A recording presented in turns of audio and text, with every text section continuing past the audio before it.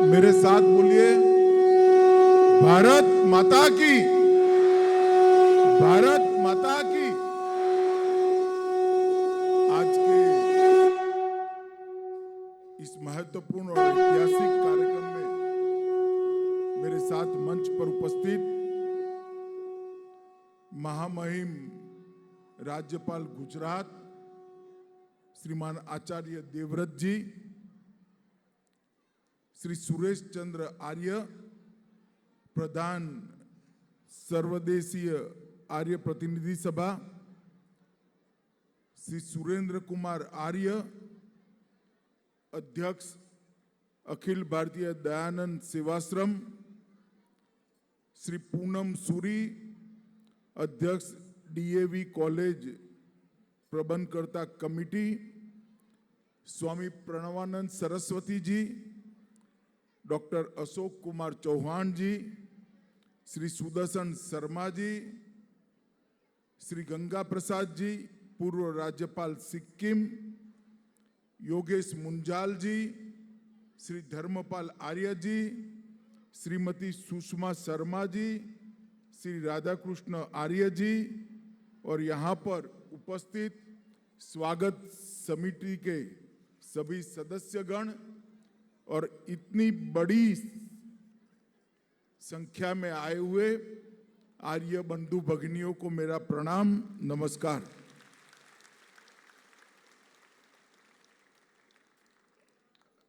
आज का दिन हम सब के लिए बहुत महत्वपूर्ण दिन है, क्योंकि कल ही वर्ष प्रतिपदा के दिन महर्षि दयानंद जी ने आर्य समाज की स्थापना की थी। आर्य समाज की स्थापना कर कर महर्षि दयानंद ने सालों से सोई हुई इस देश की आत्मा को जागरूक करने का काम किया था। महर्षि दयानंद वो व्यक्ति थे जिन्होंने वेद व्यास के बाद वेदों के उद्धार का काम किया, वेदों को मूल स्वरूप में लाने का काम किया। देश की सांस्कृतिक और बौद्धिक जागरण का जिनने बड़ी तीव्र गति से शुरुआत की, अनेक क्रांतिकारियों के प्रेरणा स्रोत रहे और सबसे बड़ी बात, देश में अनेक सामाजिक सुधारों के वो जनक रहे। और महर्षि दयानंद जी का इस देश पर, ये पूरी सृष्टि पर युगों युगों तक उपकार रहेगा कि उन्होंने आर्य समाज की स्थापना कर कर अपने विचारों को और कार्यों को स्थायित्व देने का काम किया। मैं आज इस अवसर पर महर्षि दयानंद को हृदय पूर्वक प्रणाम कर कर मेरी बात की शुरुआत करना चाहता हूं। आज के परिदृश्य के पृष्ठभूमि में देखें तो आजादी के अमृत महोत्सव को हम लोग मना रहे हैं। महर्षि दयानंद ही थे जिन्होंने पहली बार स्वतंत्रता का उद्घोष करने का काम महर्षि दयानंद। स्वराज, स्वभाषा और स्वधर्म बोलना भी जिस जमाने में पाप था, निर्भीकता के साथ बोलना तो छोड़िए, समग्र भारत के अंदर उसका प्रचार प्रसार कर कर अनेक लोगों को उसके साथ जोड़ने का काम महर्षि दयानंद जी ने किया। महर्षि दयानंद जी की 200वीं जन्म जयंती भारत सरकार मोदी जी के नेतृत्व में मनाने का निर्णय कर चुकी है और मोदी जी ने 12 फरवरी को आपके कार्यक्रम में आकर महर्षि दयानंद के विचारों को न केवल देश, पूरी दुनिया के साथ बड़े आत्मविश्वास और सम्मान के साथ रखने का काम किया है। मेरे जैसे व्यक्ति के लिए ये बहुत गर्व की बात है कि ईश्वर ने मुझे इसी भूमि पर जन्म दिलाने का मौका दिया जहां से महर्षि दयानंद आए थे। मेरे जैसे कार्यकर्ता के लिए बहुत गर्व की बात है और मैं आज आर्य समाज के सभी बंधु भगिनियों को कहना चाहता हूं कि नरेंद्र भाई जो देश जागरण का काम कर रहे हैं, इसकी मूल कल्पना सभी लोगों ने महर्षि दयानंद के जीवन से और उनके कर्तृत्व से ही ली है।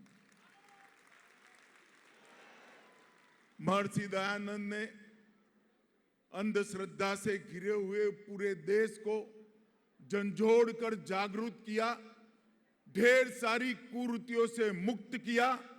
सत्य क्या है वो सत्यार्थ प्रकाश के माध्यम से समग्र जगत के सामने रखने का काम महर्षि दयानंद ने किया। और महर्षि दयानंद ने अंग्रेजों के शासन के सामने निर्भीकता के साथ ढेर सारे लोगों को क्रांतिवीर बनने का प्रेरणा दिया, आजादी के लिए लड़ने का हौसला दिया।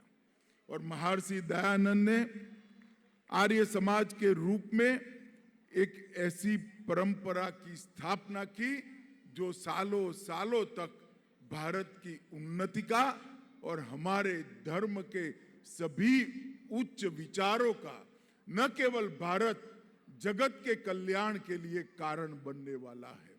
मैं फिर से एक बार बहुत हृदय से महर्षि दयानंद जी को प्रणाम कर कर वो तेज पुंज से आशीर्वाद मांगकर अपनी बात को आगे बढ़ाना चाहता हूं।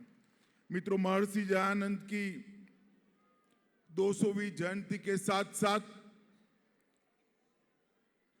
आने वाले 2 सालों में कार्यक्रम चलने वाला है। उसी वक्त 2025 में आर्य समाज के 150 साल समाप्त होंगे। ये पूरे देश के लिए और दुनिया भर में रहने वाले हर भारतीय के लिए बड़े गर्व का पल और गर्व का दिन होगा। मैं आज पूर्वोत्तर में मैं बहुत घुमा हूं, मगर आज जिस शुद्ध उच्चारण के साथ पूर्वोत्तर की ट्राइब के बच्चे वेदों के मंत्रोच्चारों के साथ यज्ञ में आहुति दे रहे थे, वो देखकर मन को परम शांति मिली। इतने घनघोर अंधेरे के अंदर जैसे बिजली एक आशा का संचार करती है, इसी प्रकार की वो घटना थी। मैं यज्ञ में मैं भी आहुति कर रहा था, मगर मेरा संपूर्ण ध्यान बच्चों के उद्गार और उनके तेजोमय मुखाकृति पर। ये परिवर्तन केवल और केवल आर्य समाज ही कर सकता है, क्योंकि आर्य समाज पूर्वोत्तर के वनवासी क्षेत्रों में शिक्षा क्रांति यज्ञ का एक उद्घोष महर्षि दयानंद के विचारों से कर रहा है। आज यहां पर आपने रिश्ते बचाइए देश बचाइए, इसको आगे ले जाने का निर्णय किया है। प्राकृतिक खेती को, प्राकृतिक कृषि को अपनाया है। प्राकृतिक कृषि से न केवल पृथ्वी और मिट्टी का कल्याण होने वाला है, गौ माता के संरक्षण और संवर्धन से पूरी दुनिया का भी कल्याण होने वाला है। और मैं आचार्य जी को विशेष बधाई देना चाहता हूं। जिस तन्मयता के साथ और जिस जुनून के साथ आचार्य जी ने प्राकृतिक खेती के आंदोलन को पूरे देश भर के अंदर चलाया है, और मोदी जी ने भी आचार्य जी के इस आंदोलन को सरकार की ओर से पूरा समर्थन कर लाखों किसानों को आज यूरिया और डीएपी से मुक्त कर पृथ्वी माता को फिर से एक बार गुणवत्ता से सभर बनाना और मानव शरीर को रोगों से मुक्त करने का अभियान चला है। नशा के खिलाफ आपकी लड़ाई, बहुत समयोचित है। ये लड़ाई से भी बहुत बड़ा फायदा होने वाला है। और जनजाति क्षेत्र के अंदर गले लगाइए, दूरी मिटाइए, ये कार्यक्रम आर्य समाज के अलावे और कोई नहीं कर सकता। मित्रों, आर्य समाज के लोग ही कर सकते। आज सबसे ज्यादा जरूरत है तो वनवासी क्षेत्र के अंदर हमारे जो बंधु भगिनी है उनके साथ जाना है, उनके जीवन के अंदर हमारे मूल सिद्धांतों का प्रकाश उनके जीवन के अंदर फिर से एक बार लाने का काम करना है। इसको भी आप कर रहे हो। महर्षि दयानंद उस जमाने में पैदा हुए, 18वीं सदी भारत के गुलामी के घनघोर अंधेरी रात्रि की सदी थी। बाल्यकाल में एक छोटी सी घटना से प्रेरणा लेकर एक सत्य की शोध में निकला हुआ बालक महर्षि दयानंद बनकर जब ये विश्व को छोड़ गया तब अपने पीछे एक महान परंपरा को छोड़ गया। सालों से वेदों के सत्य पर जो मिट्टी जमी थी, एक ही समय में एक ही जीवन के अंदर वो सारी मिट्टी को हटाकर वेदों को फिर से दैदीप्यमान करने का काम महर्षि दयानंद ने किया। स्वदेशी और स्वभाषा, इसका स्वाभिमान पहली बार उस घनघोर रात्रि के अंदर निर्भीकता के साथ रखने का काम महर्षि दयानंद ने किया। वो मानते थे कि वेदों का ज्ञान ही भारत की उन्नति का मूल कारण था और वेद ज्ञान की अनदेखी के कारण ही भारत की अवदशा हुई थी। इसलिए उन्होंने इस वेद के ज्ञान को ही मूल आधार मानते हुए अपना पूरा जीवन जिया और वेदों की और लोटों का मंत्र दिया, जो आज भी ढेर सारे लोगों के लिए प्रेरणा का स्रोत बना हुआ है। दयानंद जी समझ चुके थे कि व्यक्ति कितना भी महान हो परंतु उसका जीवन सीमित होता है। इसलिए आर्य समाज की 1875 में नींव रखकर उन्होंने हमेशा के लिए अपने विचारों को एक लोगों के सामने जाने की दीप की लौ जलाने का काम महर्षि दयानंद ने किया। 1875 से 1883 तक के कालखंड के अंदर आर्य समाज उसी वक्त वटवृक्ष बन चुका था और उनके जाने के पश्चात भी लाखों प्रतिभावान शिष्यों ने एक काम को आगे बढ़ाया। स्वामी श्रद्धानंद, महात्मा हंसराज, पंडित गुरुदत्त, लाला लाजपत राय, इन्होंने उस जमाने में इस देश के युवाओं को और इस देश के चाहने वाले सभी लोगों को देशभक्ति और स्वभाषा और स्वधर्म का संस्कार देने का काम बहुत अच्छे तरीके से किया। अफगानिस्तान से लेकर बगदाद तक और तत्कालीन रंगून से लेकर जम्मू कश्मीर और गुजरात तक आर्य समाज को पहुंचाने का काम इन महान विभूतों ने किया। मित्रों, आजादी का आंदोलन का इतिहास अगर कोई भी व्यक्ति लिखना चाहे, मैं भी इतिहास का विद्यार्थी हूं, अगर आजादी के आंदोलन का इतिहास कोई लिखने बैठे और इसमें आर्य समाज का योगदान भूल जाए तो वो अज्ञानी ही माना जाएगा। आजादी का इतिहास आर्य समाज के योगदान का उल्लेख करे बगैर हमेशा के लिए अनेक सारे क्रांतिकारियों का निर्मित का काम आर्य समाज की गुरुकुल की श्रृंखलाओं ने किया। आर्य समाज के गुरुकुल, डीवेई, डीएवी और अनेक शिक्षा संस्थानों ने अंग्रेजी सरकार के विरुद्ध लोगों को, बच्चों को, युवाओं को, किशोरों को तैयार करने का केंद्र बनकर रहे और असहयोग आंदोलन में भी लाला लाजपत राय और स्वामी श्रद्धानंद ने बहुत बड़ी भूमिका निभाई।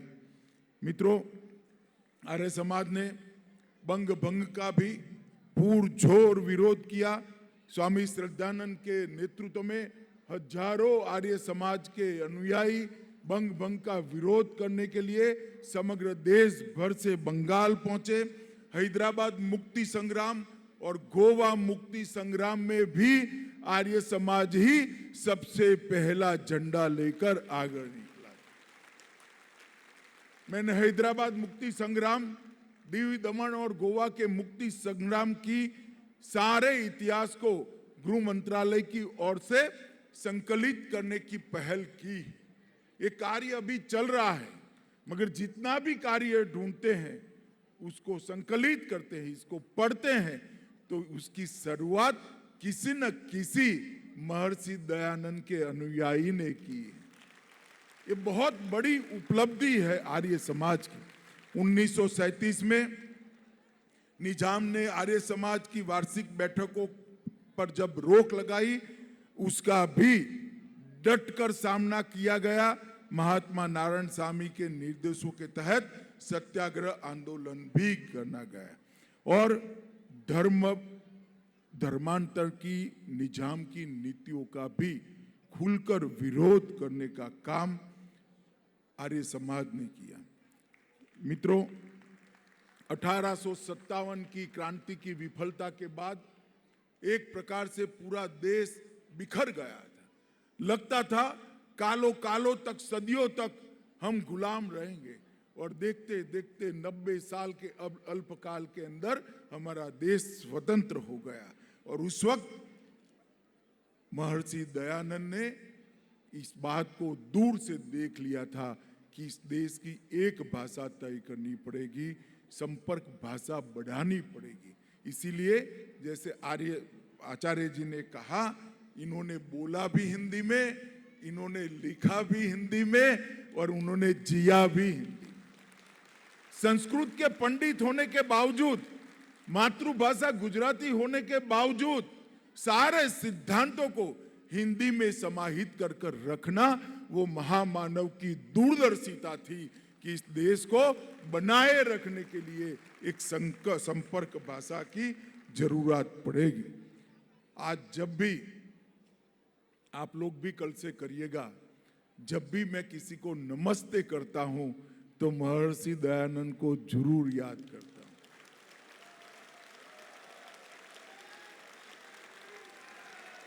महर्षि दयानंद न होते तो हम सब भी हेलो कहते होंगे। आज हम जब नमस्ते कहते हैं, हमेशा याद करिएगा, इस सर्वकालीन एवं संपूर्ण भारतीय अभिवादन महर्षि दयानंद की देन है, और इसको भारत ने कभी नहीं। मित्रों, इन्होंने ऋग्वेद के वाक्य को, एक ही परमात्मा को ज्ञानी लोग अनेक नाम से पुकारते हैं।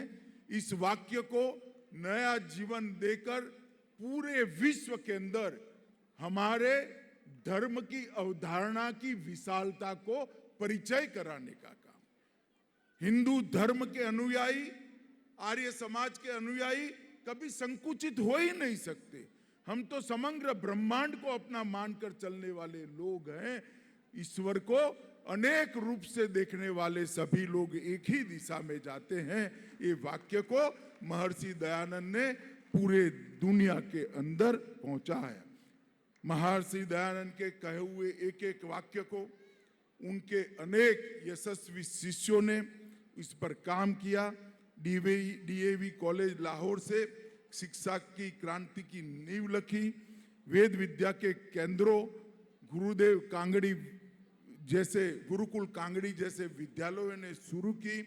वंचित वर्ग के बच्चों की पाठशालाओं का निर्माण शुरू हुआ, अनाथालय का निर्माण हुआ, महिला शिक्षा का काम शुरू हुआ, विधवाओं के लिए महिला आश्रम का निर्माण भी हुआ, और विधवा विवाह का भी समर्थन आर्य समाज ने उस वर्ष में किया। ये ढेर सारे काम एक जीवन के अंदर करना, इसकी कल्पना करना भी असंभव है। एक व्यक्ति अपने इतने से अल्प जीवन के अंदर इतने सारे आयामों को कैसे छू सकता है, और ऐसे अनुयायियों की फौज खड़ी करना जो उनके जाने के बाद, उनके जन्म के 200 दिन के बाद ये दिल्ली का पूरा सभागार और समग्र विश्व में आर्य समाज आज दयानंद के प्रति कृतज्ञता के भाव के साथ, और ये पूरा देश, और जब विश्व के समझ में आएगा तब पूरा विश्व महर्षि दयानंद के प्रति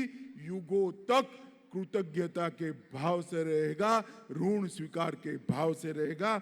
इसमें मेरे जैसे लोगों को कोई दुविधा नहीं।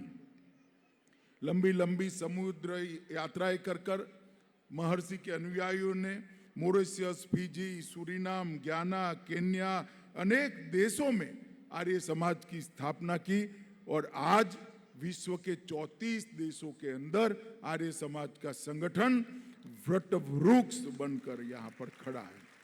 मित्रों, मैं आज यहाँ आया हूँ तब आप लोगों को ये जरूर कहना चाहता हूँ, आर्य समाज के काम को भी एक नई गति देने की जरूरत है। दिशा न बदले मगर गति बढ़ाने की जरूरत है। हम दाएं बाएं दिशा न बदले परंतु व्याप्तता बढ़ाने की जरूरत है। गति और व्याप्तता दोनों और बढ़ाकर हमें आगे बढ़ना पड़ेगा, तभी देश के सामने आज की जो चुनौतियां हैं उसका हम सामना कर पाएंगे।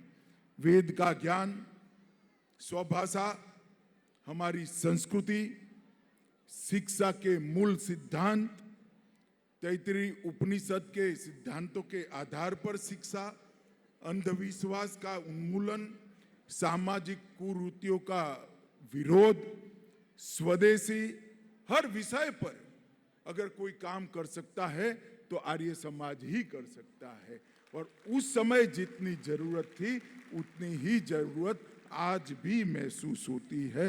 और अब आज एक बहुत बड़ा हमारे लिए आशा का किरण ये है कि देश में नरेंद्र मोदी जी के नेतृत्व में सरकार चल रही है। अब सरकार के सारे कार्यकलापों को महामहिम राज्यपाल जी ने बताया। आप बारीकी से देखेंगे तो सरकार की सारे इनिशिएटिव ये आर्य समाज के मूल। स्वभाषा की बात करना आर्य समाज की ही बात है। समृद्ध राष्ट्र की कल्पना करना आर्य समाज की ही बात है। दुनिया में देश का सम्मान बढ़ाना आर्य समाज की ही बात है। योग और आयुर्वेद को पुनर्जीवित करना ये हमारी स्व संस्कृति की ओर लौटने की आर्य समाज की ही बात है।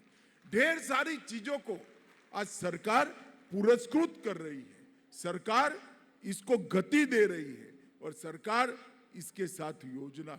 मैं तो आज आर्य समाज का आह्वान करना चाहता हूं कि सारी चीजों के लिए आप भी जुड़ जाइए, गति को बढ़ाइए। आर्य समाज के काम को हर युवा तक पहुंचाने के लिए हम आगे बढ़े। ये मौका है 150वां साल आर्य समाज की स्थापना का और 200वां जन्म जयंती महर्षि दयानंद का, ये फिर से एक बार द्रुत गति से आगे बढ़ने को लिए हर आर्य ने अपने आप को, बंधु भगिनी ने अपने आप को दयानंद जी के लक्ष्य को पुनर्समर्पित करने का साल है। यहीं से एक नई ऊर्जा के साथ आगे बढ़े, यही मेरा आप सबसे अभ्यर्थना है। आप लोगों से मिलने की बहुत इच्छा थी। आचार्य जी और स्वागत समिति ने मुझे बुलाया। मैं हमेशा आपका ऋणी रहूंगा और महर्षि दयानंद के विचारों के प्रचार प्रसार के लिए मेरे जीवन के अंत तक जो भी करना पड़े करने के लिए मैं हमेशा उपलब्ध रहूंगा। आप सभी को प्रणाम, नमस्कार।